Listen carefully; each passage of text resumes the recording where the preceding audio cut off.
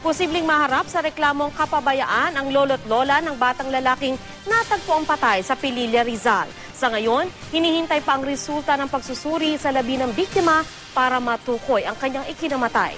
Nakatutok si Steve Dailisa. Sa skull o bunguraw ng 4 na taong gulang na si Mark Escarmosa, nakasentro ang ginagawang post-mortem examination ng PNP Crime Lab. Nais daw nilang malaman kung may fracture o basag ito. Susuriin din kung may bakas nga ng hayop ang kinuhang tissue sample ng bata.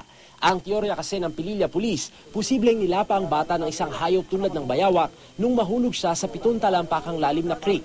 Pero hanggang sa maihatid sa huling hantungan ng bata kahapon, di pa rin maalis sa hinala ng kanyang mga kaanak na pinaslang ito. Ang gusto lang naman namin, lumabas yung totoo. Kung namatay ba, nahulog ba, mabigyan ng kung anong totoo. Para naman mawala yung hinala ng bawat isa sa amin. Hindi naman daw isinasantabi ng pulisya ang foul play, pero nakahihigit daw na kapabayaan ang posibleng ugat ng dahilan ng pagkamatay ng bata. Posible raw maharap sa reklamong negligence ang lolo't lola ng bata na siyang tumatayong legal guardian. Responsibilidad daw kasi nilang pangalagaan ito, alinsunod sa Republic Act 7610 o Protection of Children Against Abuse, Exploitation and Discrimination Act. I-coordinate muna sa DSWD kasi silang main lead agency na magpapail ng ganito. Dati nang iginiit ng lolo at lola ni Mark na di naman sila nagpabaya.